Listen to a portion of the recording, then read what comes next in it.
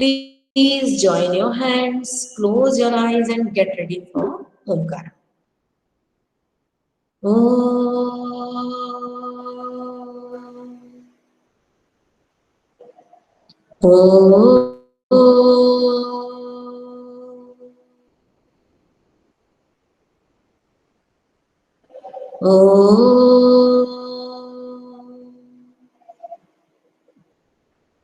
Sai Ram to all of you.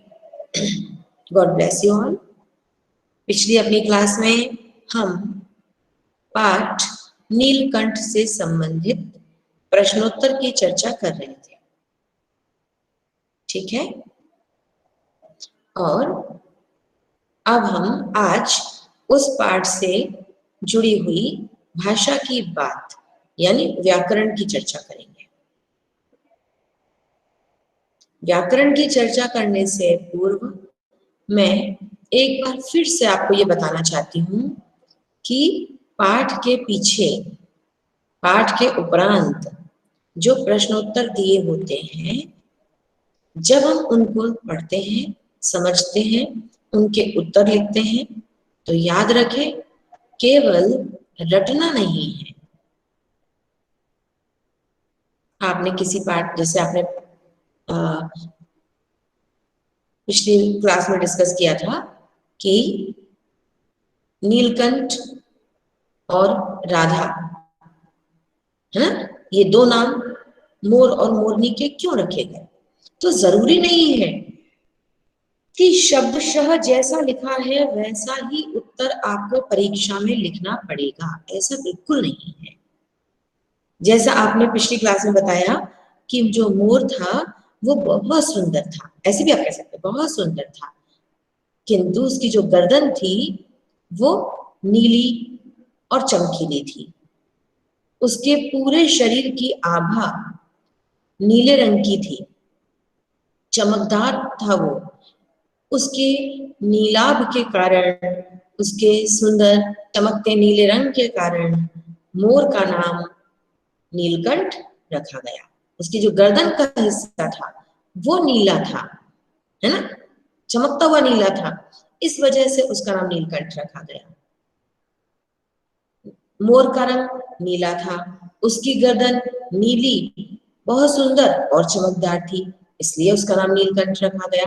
माने आप कुछ भी लिखो, लेकिन आप जो लिख रहे हो उसमें वो बात आ जाए जो आनी चाहिए। अब यदि आपने लिख दिया नीलकंठ बहुत सुंदर था, उसके नीले नीले रंग के बहुत सुंदर पंख थे, वो बहुत सुंदर नाचता था, इस वजह से उसका नाम नीलकंठ रखा, तो ये उत्तर तो गलत है। क्योंकि नीलकंठ, नीला है कंठ जिसका। नीलकंठ और किसको कहते हैं, किसका नाम शिव जी को, शिव जी को कहते हैं। तो शिव जी का रंग, शिव जी का रंग नीलकंठ क्यों होता है? नाम उन्होंने तो शिव पी लिया था उन्होंने मैम, उन्होंने जहर पी लिया था, विष पी लिया था, जो समुद्र मंथन के दौरान निकला था। समुद्र मंथन में जो हलाल निकला था, जो विष निकला था, उसको पिया। लेकिन अगर उन्होंने पी के अपने पेट में उतार लिया होता, गले से नीचे उतार लिया होता,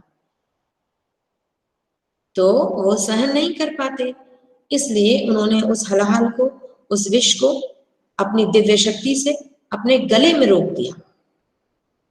क्योंकि उनके कंठ में विष है, तो विष का रंग नीला माना जाता है। अच्छा, विष का रंग नीला होता है या विष की वजह से हमारे शरीर का रंग नीला पड़ जाता है विषपान से? क्या इन दोनों बातों में क्या अंतर है? क्या जहर नीले रंग का होता है? जितने भी दुनिया में मैम, विष हो, पीने क्या के बाद नीला हो जाता है। नीला हो जाता है। हमारे शरीर का जो रंग है, हमारी धमनियों में जो रक्त संचारित हो रहा है, वो जमने लगता है और हमारी काया नीली हो जाती है। इस वजह से विष नीला होता है हम नहीं कह सकते। क्लियर? तो पुराणों के आधार पर, हमारे ग्रंथों के आधार पर ऐसा कहा जाता है, ऐसा वर्णन मिलता है कि शिव जी ने अपने कंठ में विष को धारण किया और वो नीलकंठ कहलाए। लेकिन हम जो पाठ पढ़ रहे हैं उसमें भगवान शिव नहीं, एक मोर का नाम नीलकंठ पड़ा। क्लियर है ना? तो अब मैंने आपको ये सब चर्चा इस वजह से की कि आप अपनी समझ से उत्तर लिख सकते हैं, लेकिन अपनी समझ को अप्लाई करते समय ये सोचो कि जो प्रश्न पूछा गया है क्या आपका उत्तर प्रश्न के अनुसार है। यदि हाँ, तो आपके शब्द कुछ भी हो सकते हैं, आपकी लाइंस 2 भी हो सकती हैं, 4 भी हो सकती हैं, अंकों के आधार पर। क्लियर? अब और कुछ पूछना है किसी को? Any question? क्योंकि जैसे मुझे आपसे हर क्लास में अपने मन की कुछ बातें कहनी होती हैं, मैं सोचती हूँ मुझे बच्चों से ये तो कहना ही है।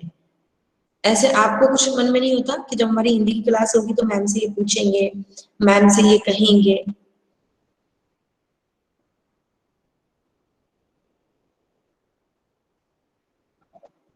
यस और नो?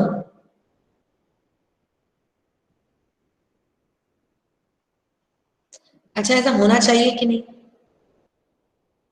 होना चाहिए। वो कैसे होगा?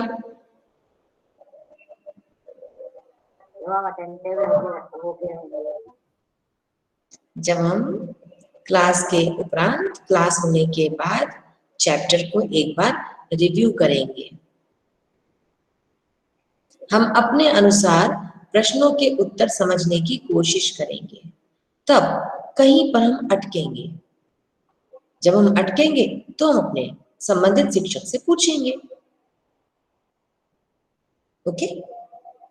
तो प्लीज क्लास होने के बाद भी, क्लास में आप सब बहुत एक्टिव रहते हो, आई नो, कैमरा ऑन नहीं होता है उसके बाद भी बहुत से बच्चे जो बहुत अच्छे से पार्टिसिपेट करते हैं, आई नो, बट क्लास के बाद भी, क्योंकि अब फाइनल एग्जाम आ रहे हैं, आप अपनी समस्याओं को, अपने प्रश्नों को कहीं पर लिखना शुरू करें।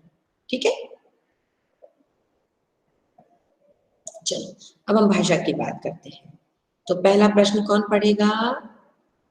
अनुमेघा। चलो अनुमेघा से शुरुआत करते हैं। Yes ma'am. रूप शब्द से कुरूप, स्वरूप, बहुरूप आदि शब्द बनते हैं। इस प्रकार नीचे लिखे शब्दों से अन्य शब्द बनाओ। रंग, फल, ज्ञान। फिर से बोलो। गंध, रंग, फल और ज्ञान। यस, पहले एक शब्द उठाइए। पहला शब्द सुगंध। क्या बोला अनुमेघा? गंध। यस व्योम, यस व्योम, वेरी गुड। पहले तो गंध ही अपने आप में एक है, गंध, फिर सुगंध, दुर्गंध। दुर्गंध, दुर्गंध।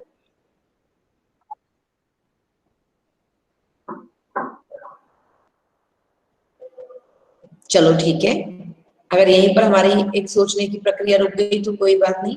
गंध, सुगंध, दुर्गंध 3 हो गए। आगे बढ़िए। कुरंग। रंग। अगला शब्द क्या है? रंग। रंग। रंग। बेरंग। बेरंग। बेरंग। हाँ, लक्ष्य? कुरंग। कुरंग।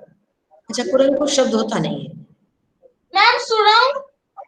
यस, सुरंग।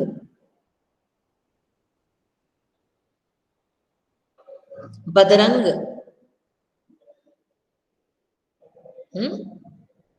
ठीक है, तो यहाँ भी 3 हो गए। बेरंग, सुरंग, बदरंग। क्लियर? मैम तीसरा अतरंग। है?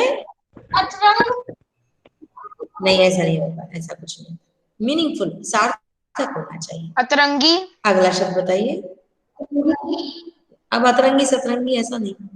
रंग, सिर्फ रंग, नॉट रंगी, रंग। सतरंग, अतरंगी बोलोगे फिर तो सतरंगी भी हो जाएगा। हाँ, सतरंग कह सकते हैं, यस सतरंग। चलो सारंग, अगला शब्द बताओ। एक हो गया गंध, दूसरा हो गया रंग, तीसरा फूल, फल, फल, फल, चलो फल से बताओ। फूल, फल, हट फूल कैसे हो जाएगा? फल से बनाना है शब्द। सफल, विफल, विफल, सफल, असफल, सफल, विफल, असफल, यस गुड। चलो 3 हो गए, वेरी गुड। आगे बढ़ो और बताओ। ज्ञान, अज्ञान, ज्ञान, ज्ञान, अज्ञान, अज्ञान, अज्ञान, ज्ञान, तो ज्ञान अपने आप में एक हो विज्ञान, गया। ज्ञान, विज्ञान, प्रज्ञा, प्रज्ञान, प्रज्ञान, यस प्रज्ञान,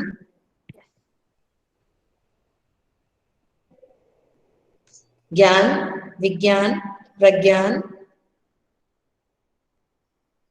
अंतर्ज्ञान, नहीं गलत, ज्ञान आना चाहिए। एक शब्द होता है संज्ञान, स पे बिंदी और ज्ञान। अज्ञान, विज्ञान, प्रज्ञान, संज्ञान। संज्ञान का मतलब होता है कोई चीज नोटिस में आना। ये बात मेरे संज्ञान में नहीं आई, यानी मुझे नहीं पता, मेरे नोटिस में नहीं है ये बात, ठीक है। आउट ऑफ लिमिट, संज्ञान माने नो, इसका एक तरह से out of limit, no you can't say out of limit. अभी मुझे पता नहीं चली है, मेरी लिमिट से परे नहीं, मेरी मैम ध्यान, ठीक है, आउट ऑफ लिमिट नहीं है इसका मीनिंग। मैम ध्यान, ध्यान नहीं बेटा, ध्यान नहीं हो सकता ना, उसमें ज्ञान आना चाहिए, ज्ञान आना चाहिए।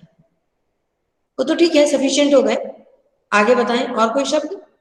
बस ये प्रश्न पूर्ण हुआ अनुमेगा। चलो अगले प्रश्न, हमें अगले प्रश्न की ओर ले चलेंगे आदित्य।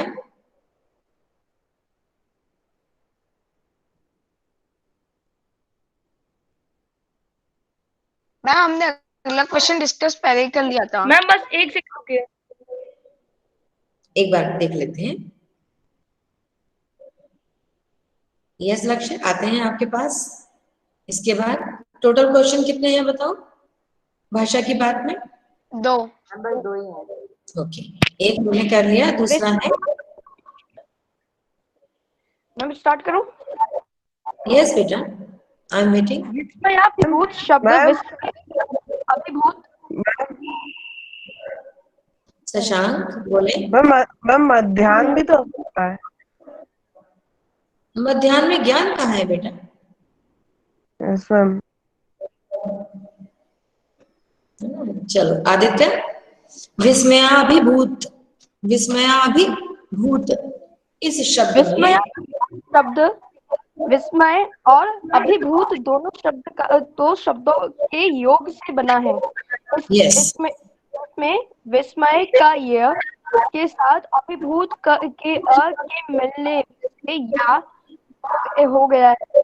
आदि वर्ण है, ये सभी वर्ण ध्वनियों में व्याप्त है। व्यंजन वर्णों में इसके योग को स्पष्ट रूप से देखा जा सकता है, जैसे क क पर हल प्लस अ इज इक्वल टू अ इत्यादि। अ की मात्रा के चिन्ह, तो ये टी सा कुछ है, ये आप परिचित है। आई मीन बड़ी डंडी की भांति किसी शब्द में आ भी जुड़ने से आकार की मात्रा ही लगती है, जैसे मंडल प्लस आकार इक्वल टू मंडलाकार। मंडल और आकार की संधि करने पर, जोड़ने पर, एक तरह से जोड़ने पर मंडलाकार शब्द बनता है। और मंडलाकार शब्द विग्रह करने पर, तो एक तरह से करने पर मंडल और आकार दोनों अलग होते हैं। नीचे दिए गए शब्दों के किसी भी कीजिए। संधि नील प्लस आप, नीलाभ, यस, नव प्लस आंगन, ओके, विग्रह सिंहासन, सिंह प्लस आसन, सिंह प्लस आसन, लास्ट मेघाच्छन्न, मेघा प्लस आसन, मेघ, आच्छन्न, सिर्फ मेघ, मेघ धन आच्छन्न। Very good. अब मैं आपको इस बात को सरल तरीके से बताऊं, एक बार ध्यान से सुनिए। जैसे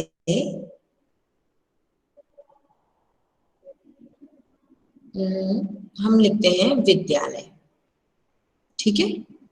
तो जब हम विद्यालय लिखते हैं और जब हम विद्यालय शब्द का विच्छेद करते हैं, उसको दो भागों में स्प्लिट करते हैं, तो क्या हो जाता है? विद्या विद्याधनालय, और आलय। यहाँ पर विद्या धन, बेटा एक बार सुनने के बाद बीच में मत बोला करो, अरे सुना करो। विद्या नहीं हो सकता। क्यों नहीं हो सकता? अगर हम, बेटा सुनो तो, अगर हम विद्या और आलय को मिलाएंगे तो भी शब्द बनेगा विद्यालय। लेकिन जब हम विच्छेद करते हैं, संधि विच्छेद करते हैं, तो हम ये ध्यान में रखते हैं कि जब हम उसे स्प्लिट करें तो मीनिंगफुल शब्द बनना चाहिए। विद्या का कोई मीनिंग नहीं होता, विद्या का होता है। या तो मीनिंग होता है विद का, विद माने विद्वान से होता है, या तो विद हो, लेकिन यहाँ पर मीनिंग है एजुकेशन से। तो विद्या धन आलय। अब जब हम कहते हैं हिमालय, तो हम ये नहीं कहते हिमा धन आलय, क्योंकि प्रॉपर सही मीनिंगफुल शब्द क्या है? हिम। हिम माने बर्फ, स्नो। हिम धन आलय, तो बर्फ का घर है जो, बर्फ से बना हुआ है जो, हिम और आलय। लेकिन यहाँ पर विद्या धन आलय नहीं है, विद्या धन आलय। ऐसे ही देवालय, देव, अब देवा नहीं, अपने आप में मूल शब्द क्या है? मूल शब्द है देव, देव धन आलय। और हमेशा जब हम बोलते हैं क, ख, ग, तो जब हम क बोलते हैं तो क का मायने केवल के नहीं है, के प्लस ए मिलाकर बनेगा क। और या फिर मैं बोलूं क, तो फिर हलंत लग जाएगा नीचे। लेकिन जब मैंने बोला क, ख, तो के प्लस ए। अब जैसे मान लीजिए लक्ष्य का नाम है LAKSHY,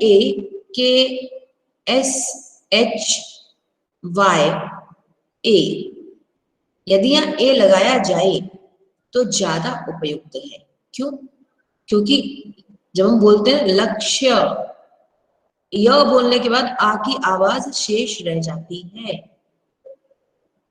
हालांकि इसके पीछे एक बहुत वैज्ञानिक कारण है कि जब आधा अक्षर आता है आखिरी अक्षर से पूर्व, तो आधे अक्षर के बाद वाला अक्षर दीर्घ हो जाता है, उस पर बल आ जाता है। ठीक है, ओके। जैसे अगर हम हमारा नाम लिखते हैं तो शालिनी में तो ओके लास्ट में आई आ गया, कोई बात ही नहीं है। जब भार्गव लिखते हैं तो वह जो लास्ट में है तो क्या आवाज आती है? व, तो साउंड अ आती है, इस वजह से क्या लिख देते हैं? BHARGAVA। तो वैज्ञानिक कारण है, कभी जब समय मिलेगा तो हम आपके साथ चर्चा करेंगे। बट अभी ये ध्यान रखिएगा, जैसे आपने कहा विस्मय धन अभिभूत, जब मिलाया तो हो गया विस्मयाभिभूत, क्योंकि दोनों आ मिलकर, जो विस्मय या में जो आ की साउंड थी वो मिल गई और अभिभूत का आ मिल गया, दोनों आ मिलके दीर्घ हो गए। ऐसे ही मेघ, मेघ मतलब बादल, घ में जो अ की साउंड थी वो और आच्छन्न का बड़ा आ दोनों मिले तो मेघाच्छन्न। इस तरह से शब्द निर्मित हुआ। तो आप लोग लिखेंगे, प्रैक्टिस करेंगे, इनसे मैच करते हुए और शब्दों का भी आप संकलन कर सकते हैं। Done? Clear? Any question? Any doubt? अब अच्छे से समझ में आ गया होगा ना? बस ये ध्यान रखो कि जब हम शब्दों को क्या करते हैं, शब्दों को स्प्लिट करते हैं, उनको जब से विच्छेद करते हैं, तो मूल शब्द का मतलब होता है वह शब्द जिसके टुकड़े न किए जा सकें। यदि हम उसको और ज्यादा तोड़ देंगे तो उसका अर्थ ही कहीं चला जाएगा, वो निरर्थक शब्द हो जाएगा फिर। क्लियर? जैसे देखो, पुष्पावली, पुष्पधन अवली, दीपावली, दीपधन अवली। ठीक है? तो दीपावली का मतलब क्या होता है? दीप माने दियों की, अवली माने पंक्ति। दीपावली पर हम क्या करते हैं? अपनी बाउंड्रीज पे, अपने दरवाजे पर, अपने घर में दियों की पंक्ति सजा देते हैं, लाइन लाइन से दिए रखते हैं, इसीलिए कहा जाता है दीपावली, दीपधन अवली। और जब हम पुष्पों को, बहुत सारे पुष्प इकट्ठे करके उनको एक लाइन में अच्छे अच्छे से डेकोरेट करते हैं, पुष्पावली। क्लियर? समझ आ रहा है ना? जबरदस्ती तो हानि कर रहे हो। समझ आ गई बात? तो अब जब आप लिखोगे तो समझ के लिखना, ठीक है? ऐसे ही बस हम लिखते जा रहे हैं। लैंग्वेज को ना हम ये समझते हैं कि क्या करना है, हिंदी में तो कोई दिक्कत ही नहीं होती, लेकिन आपको समझ में आ गया होगा 7th में आने के बाद कि हम सीधे सीधे प्रश्न नहीं पूछते। प्रश्नों से आपने क्या सीखा, ये इंपॉर्टेंट है। आपने नीलकंठ पाठ के ना प्रश्नोत्तर याद कर लिए, और नीलकंठ का नाम नीलकंठ क्यों था, मोरनी का नाम राधा क्यों था, और वो जाली घर में क्यों नहीं रहना चाहता था। केवल ये रटने से आपका काम पूरा नहीं होगा। मोर यानी एक पक्षी में कितने सद्गुण भरे हैं, आप उसके इन गुणों से, उसके चरित्र से क्या सीखते हो? क्या आप कुब्जा के गुणों को अपने अंदर लाना चाहते हो, या आप नीलकंठ और राधा जैसे बनना चाहते हो? सोचना पड़ेगा ना ये वाली बात। लेकिन मोस्टली हम कहते तो हैं कि हम नीलकंठ जैसे बनना चाहते हैं, लेकिन जब व्यवहार की बात आती है तो हम अपने पास बैठे हुए स्टूडेंट को छेड़ने में, उसको परेशान करने में, उसकी कहीं और निंदा करने में देर नहीं लगाते। तो जब आप देर लगाएं तो आप समझ लीजिए कि आपके अंदर कुब्जा के गुणों का आगमन हो रहा है, गुणों का नहीं, दुर्गुणों का। तुरंत सचेत हो जाइए, अपने आप को समझा लीजिए, नहीं नहीं नहीं, ये तो नेगेटिव है, मुझे अपने मन को नकारात्मक विचारों से नहीं भरना। और देखो, और हमारे साथ पता है कब होता है? जब हमारा छोटा भाई, छोटी बहन, बड़ा भाई, बड़ी बहन हमारे मन जैसा काम नहीं करते, तो हम उनकी झूठी शिकायत लगाते हैं। ये तो बहुत रियल है, बहुत रियलिस्टिक है। ये झूठी शिकायत लगाते हैं, झूठ मूठ का रोते हैं, अपनी दादी, अपने पेरेंट्स की निगाह में अपनी इमेज कायम करना चाहते हैं। और अपनी इमेज कायम करो, इट्स वेरी गुड, लेकिन दूसरे की इमेज गिरा कर कभी नहीं। आप आज घर पे अपना एक काम करके देखिए, आप एक लाइन खींचिए, आपने किया भी होगा, एक लाइन खींचिए अपनी कॉपी पर, और कहा जाता है इस लाइन को मिटाए बिना, इरेज किए बिना इसे छोटा करो। तो कैसे करते हैं उसको छोटा? एक बड़ा लाइन, एक बड़ी लाइन बनाकर साइड में, एक साइड में बड़ी लाइन बनाकर। तो आपके मित्र को, आपके भाई बहन को नीचा दिखाने की कोशिश करके आप बड़े नहीं हो सकते, कभी नहीं हो सकते। अपने सहपाठी के अवगुणों को मैम को जल्दी से बता के कि मैम पता है ये आपके सामने अच्छे से बिहेव करता है या करती है, बहुत बेकार है ये, पीछे से तो ऐसा करता है, दिस इज नॉट गुड। आप अपना व्यक्तित्व, आप अपना चरित्र, आप अपनी छवि इतनी सुंदर बनाओ कि मैम को पूछना पड़े कि मेरी क्लास में आज वो स्टूडेंट दिखाई नहीं दे रहा, या मैम आपका एग्जाम्पल देके और क्लासेस में आपकी तारीफ करें कि स्टूडेंट हो तो उसके जैसा, अच्छा बच्चा हो तो उसके जैसा।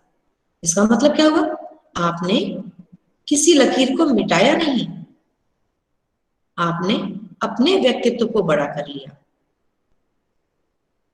तो ये इस पाठ से हमें सीखना होगा, राइट। तो अवगुण या दुर्गुण अपने अंदर नहीं आने देंगे हम।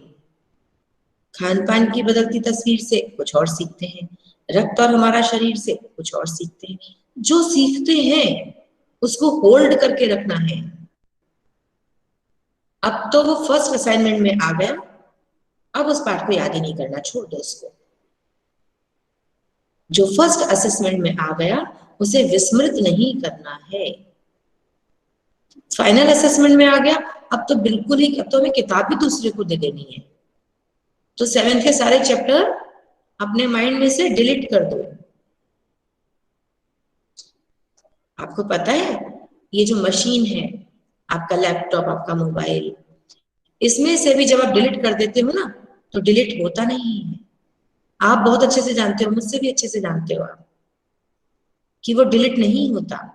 एक बार फेसबुक पे, व्हाट्सएप पे आपने जो मैसेज, सोशल मीडिया पे आपने जो मैसेज किया, ये आपकी पर्सनैलिटी को दिखाता है।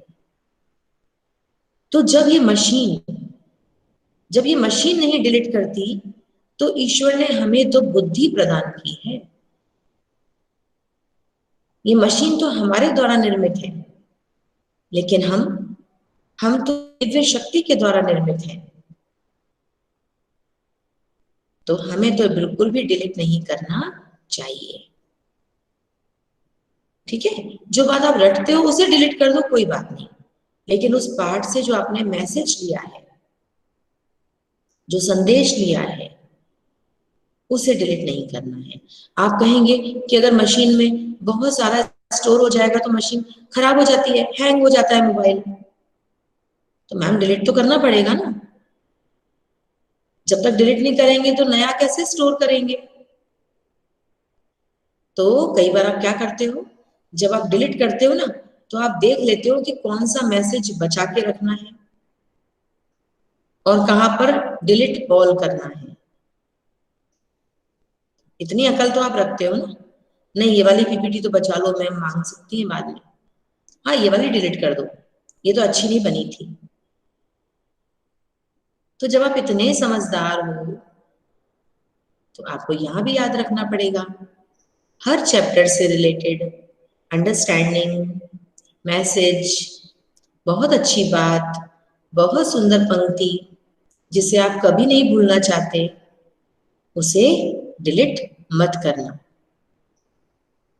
आज आपने सीखा कि अ और आ मिलकर बड़ा आ हो जाते हैं, छोटी ई बड़ी ई मिलकर बड़ी ई हो जाती है, छोटा ऊ बड़ा ऊ मिलकर बड़े ऊ में कन्वर्ट हो जाते हैं।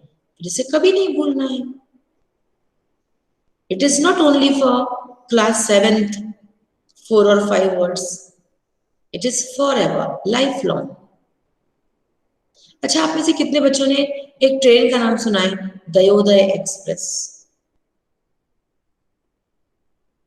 सुना है? तो इसमें कौन से 2 शब्द है, कोई बता सकता है? दीप प्लस उदय। दया धन उदय। अभी मैंने क्या बताया, मीनिंगफुल को सेपरेट करना है, मूल शब्द को पकड़ना है, तो बस आपसे गलती होगी नहीं। अच्छा बताओ,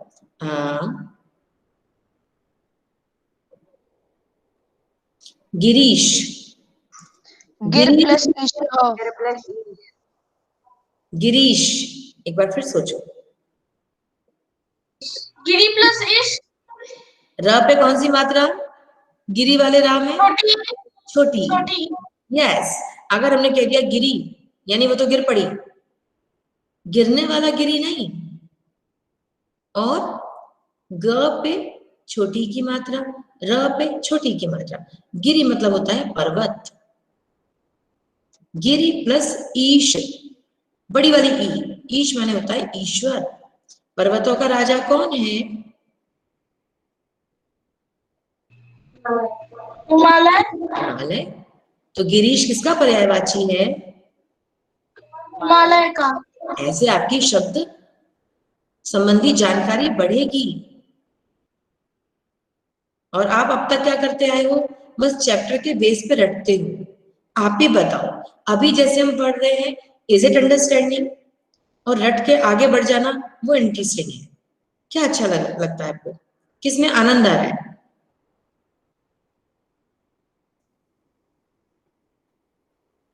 अभी जैसे पढ़ रहे हैं। हर शब्द की अपनी एक यात्रा होती है। तो जब आप जानते हैं ना कैसे बना ये शब्द, फिर आपको आनंद आता है। अच्छा, और बताते हैं, और एक आध और पूछते हैं, फिर आगे बढ़ेंगे। टाइम ही तो होता जा रहा है, अगले चैप्टर पे जाने का वक्त ही नहीं है। ओके, अच्छा पूछे, दो एक शब्द और पूछे। रेडी? Okay good. अच्छा आप बताओ, चलो ऐसा कोई शब्द जिसमें इधर भी ई आता हो उधर भी ई आता हो। अब आप मुझसे पूछो। ऊ वाला कपीश, है?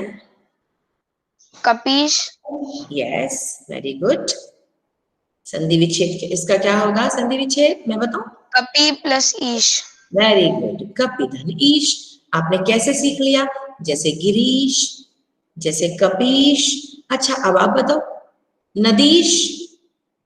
नदी प्लस इश, नदी प्लस ईश, अब यहाँ पे द पे कौन सी की मात्रा लगी? नदी ईश, बड़ी। बड़ी, Yes, क्योंकि नदी में छोटी की लगाते ही नहीं है, और गिरी में छोटी की लगेगी, कपी में छोटी की लगेगी। अब आपको समझ आ गया ये अंतर? शब्द का अर्थ नहीं मरना चाहिए, इस तरह से शब्दों का विच्छेद करें।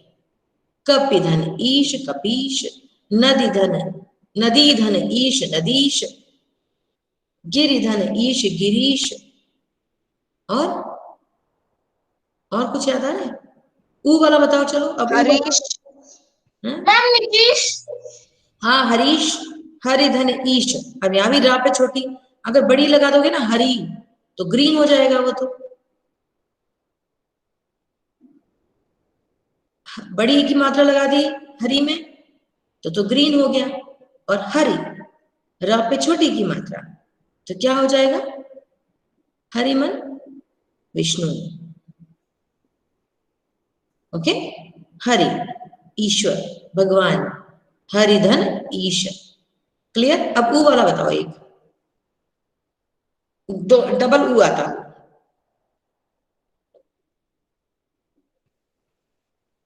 उल्लू, कुछ भी बोल देता है ये तो। दो शब्द होने चाहिए भैया। अच्छा मैं बताऊं, एक मैं बताऊं फिर आपको आइडिया आएगा। भानुदय। भानु प्लस उदय, भानु, अब यहाँ ना पे छोटे ऊ की मात्रा हो जाएगी।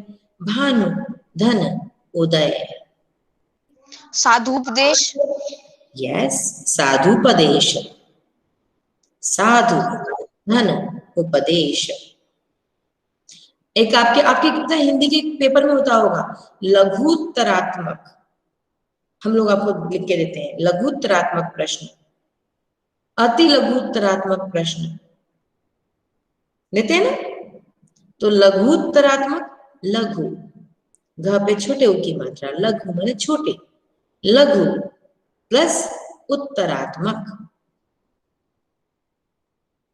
तो जिसका उत्तर छोटा सा हो, लघु उत्तरात्मक।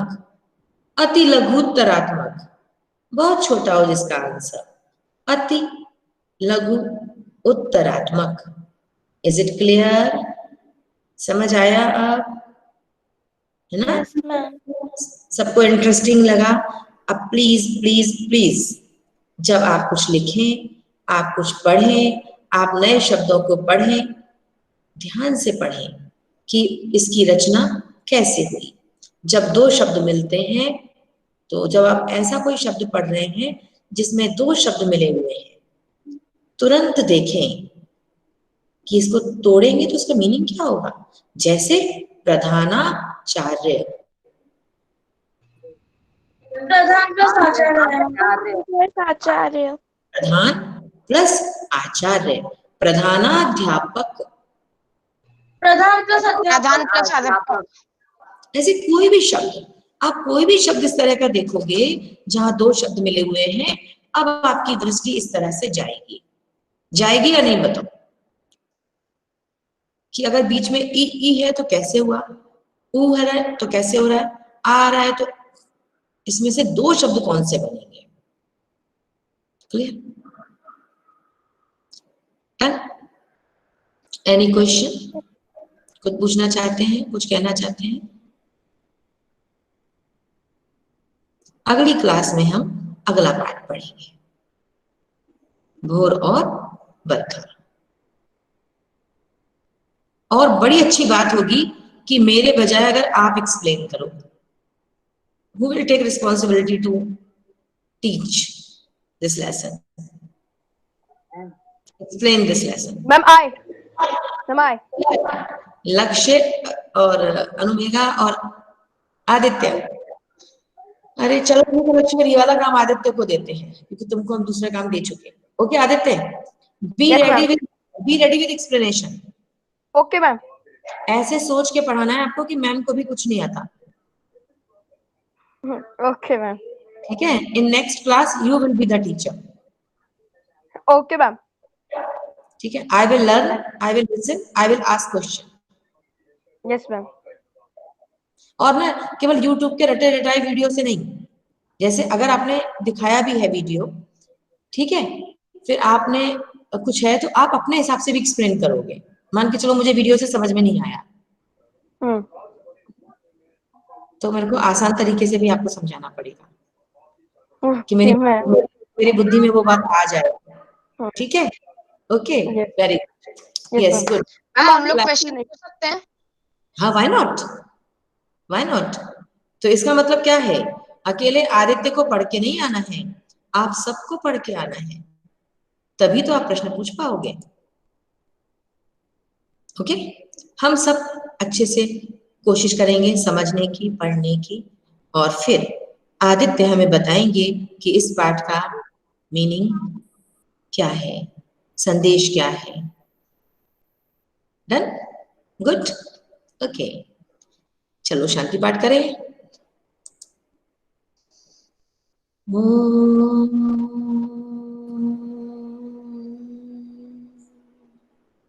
शांति शांति शांति। Sai Ram, God bless you all. Take care. Ma'am, thank you ma'am. Sai Ram.